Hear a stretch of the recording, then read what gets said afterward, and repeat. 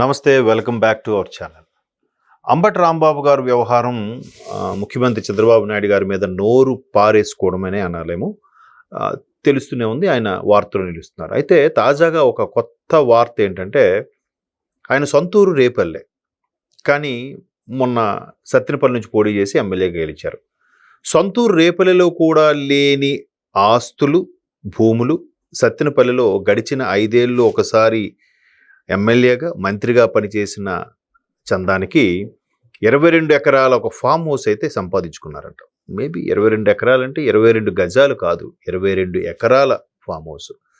So దాని మీద దుమారం రేగుతోంది, సోషల్ మీడియా వైరల్ అవుతుంది. అయితే ఇప్పుడు అంబటి గారు వెంటనే భుజాలు తడుముకొని మాట్లాడే అంశం ఏంటంటే, నేను అది సక్రమంగానే సంపాదించాను, కావాలంటే మీరు నన్ను ఏదైనా చేయాలంటే ప్రూవ్ చేయాలంటే చేయొచ్చు, ఛాలెంజ్ నేను అనేసి చెప్పారంట. అక్కడ 22 ఎకరాల భూమి ఎలా వచ్చింది, ఫామ్ హౌస్ అది ఎలా సంపాదించుకున్నారు, మీ సొంతూరు రేపల్లి అయితే ఇక్కడ ఎలా ఉన్నాయి ఏంటి అని ప్రశ్నే ఉందే తప్ప, మీరు ఎలా సంపాదించారనే దేవునికి అధికారులు కూడా నోటీసులు ఇస్తే నా దగ్గర అన్ని ప్రాపర్గా ఉన్నప్పుడు ఎందుకు భయపడాలి, ఎందుకు కామెంట్ చేయాలి, ఎందుకు స్టేట్మెంట్ ఇవ్వాలి? నా ఫామ్ హౌస్లో కుక్క కూడా భయపడదు, కోన్కిస్కా గొట్టాంగోడు కూడా ఏం చేయలేడు, ఇలాంటి కామెంట్స్ చేసినప్పుడు మీరు పద్ధతిగా ఉంటే ఈ కామెంట్స్ చేసి భయపడాల్సిన అవసరం లేదే.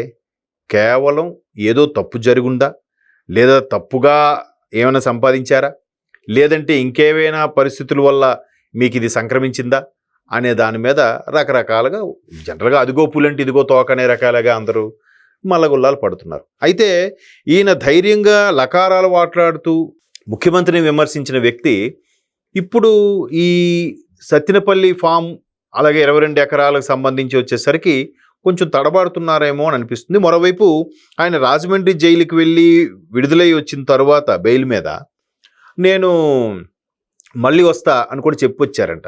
మేబీ ఏవైనా తప్పు ముందే చేశారా, ఆ తప్పు బయటికి తెలిసిపోతుంది కాబట్టి ముందే ధైర్యంగా ఎలా అనేస్తే ఎట్లాగూ అబ్బా సూపర్ ఆయన డేరింగ్, ఎట్లాగూ చెప్పాడు కాబట్టి వచ్చాడని అనుకోవాలని చెప్పారా, లేదా ఈయన వ్యవహారాలన్నీ ఏదైనా దొరికిపోతే తద్వారా అరెస్ట్ అయ్యి మళ్ళీ వస్తారని చెప్పారా అనే దాని మీద ఇప్పుడు చర్చోపచర్చలు నడుస్తున్నాయి. సో మొత్తం మీద ఎవరెవరైతే నోటికొచ్చినట్టు మాట్లాడి మేము తప్పే చేయలేదు, మేము శ్రీరామచంద్రులు అంతటి వాళ్ళం అని ప్రగల్భాలు పలికారో వాళ్ళందరూ కూడా ఒక్కొక్కటిగా నిజంగా కూటమి ప్రభుత్వం కక్ష సాధింపుగా లేదు. కక్ష సాధింపు అయితే సంవత్సరం 9 నెలల తర్వాత ఈ వ్యవహారం బయటికి రాదుగా, వచ్చిన 2 నెలలకే అరెస్టో గిరెస్టో చేసేవాళ్ళుగా. సో వీళ్ళు నోటి దురుసు వల్ల వీళ్ళే నోటుకు బయటికి విషయాలని చెప్పుకొని అవాక్కై ఇరుక్కుపోతున్నారు. అది వాళ్ళు తెలుసుకోలేకపోతున్నారు. ఇది మాత్రం వాస్తవం.